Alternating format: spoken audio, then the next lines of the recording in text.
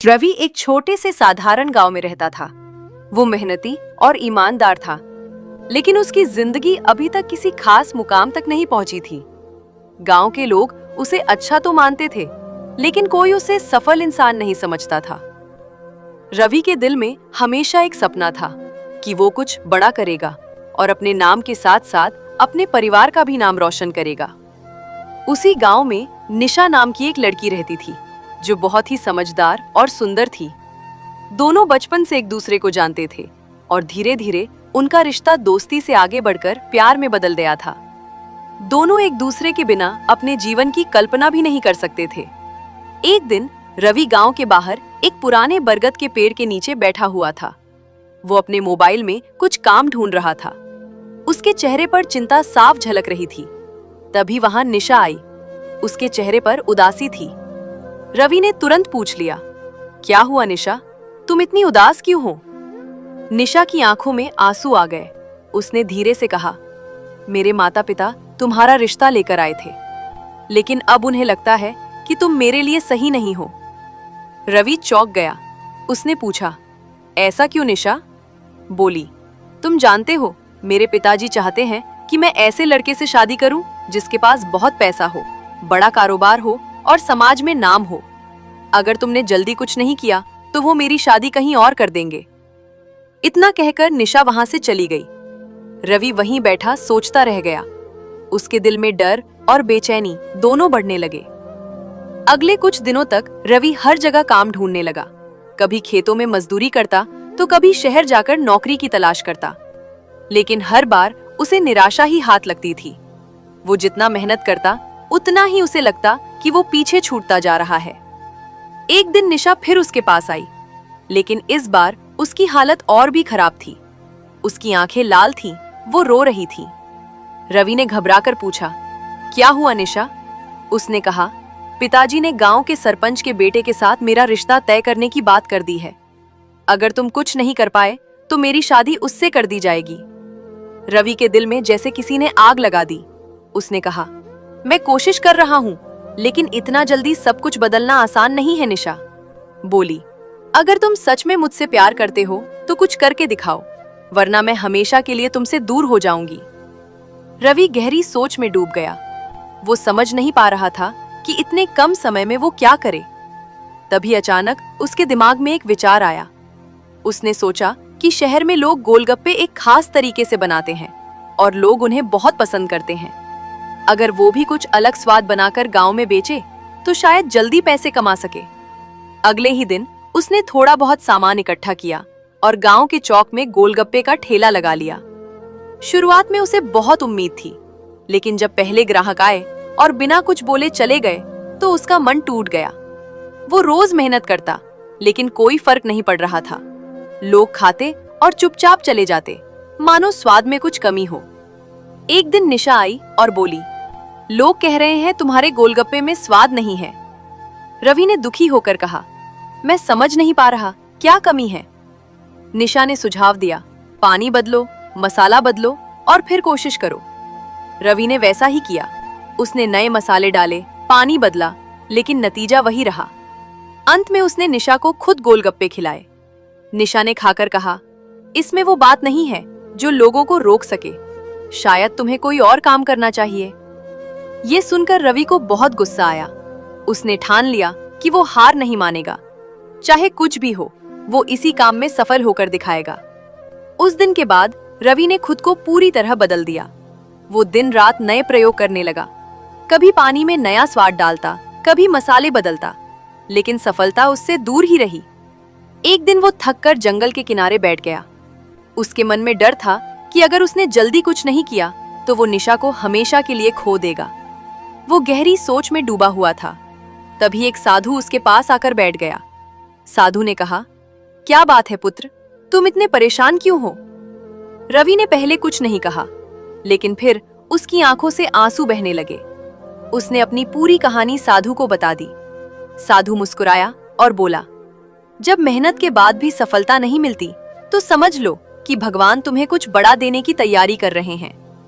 रवि ने पूछा, मैं क्या करूं? साधु ने कहा, यहाँ से जंगल के अंदर जाओ, तुम्हें एक गुफा मिलेगी। उस गुफा में तुम्हारी किस्मत बदल जाएगी। लेकिन याद रखना, वहां जो भी देखो उसका रहस्य किसी को मत बताना। रवि को साधु की बातों में सच्चाई नजर आई। वो तुरंत जंगल की ओर चल पड़ा। रास्ता कठिन था, लेकिन उसका हौसला मजबूत था। काफी देर चलने के बाद उसे एक गुफा दिखाई दी। उसका दिल तेज धड़कने लगा। उसने सोचा, यही वो जगह है। वो धीरे धीरे गुफा के अंदर गया और जैसे ही अंदर पहुंचा, अचानक तेज रोशनी फैल गई। उसकी आंखें कुछ पल के लिए बंद हो गई। जब उसने आंखें खोली तो उसके सामने एक अजीब दरवाजा था। उसने हिम्मत करके उस दरवाजे को पार किया और अगले ही पल उसकी जिंदगी बदलने वाली थी। जैसे ही रवि उस रहस्यमयी दरवाजे को पार करता है, वो खुद को एक बिल्कुल अलग दुनिया में खड़ा पाता है। सामने का दृश्य इतना अद्भुत था कि उसकी आंखें फटी की फटी रह गईं। चारों तरफ गोलगप्पों जैसे घर बने हुए थे, जिनकी दीवारें सुनहरी, हरी और लाल रंगों में चमक रही थी, जैसे उन पर मसाले सजे हों।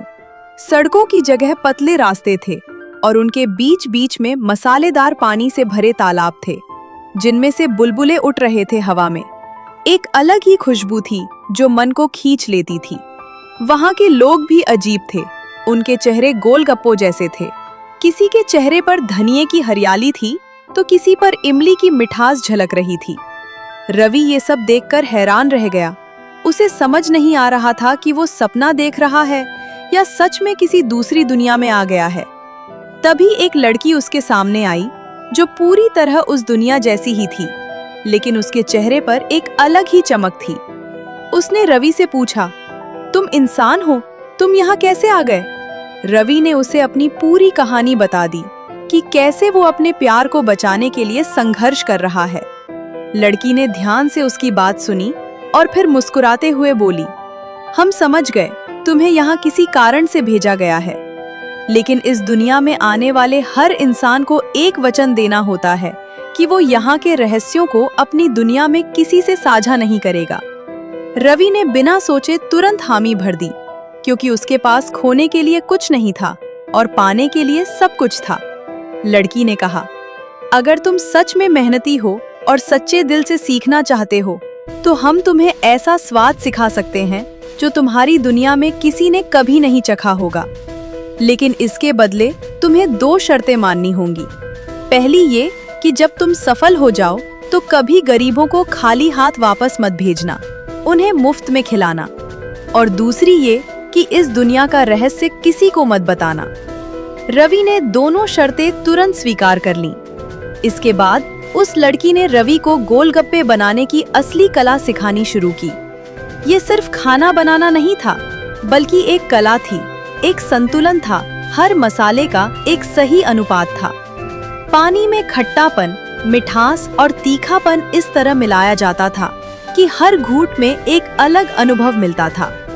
आटे को किस तरह गूंथा जाए, पूरी कितनी कुरकुरी होनी चाहिए, और सबसे जरूरी बात, स्वाद में आत्मा कैसे डाली जाए, ये सब उसने रवि को सिखाया। रवि दिन रात मेहनत करता रहा। उसने हर छोटी से छोटी चीज को ध्यान से सीखा। कई दिनों तक वो उसी दुनिया में रहा और धीरे धीरे वो उस कला में माहिर हो गया।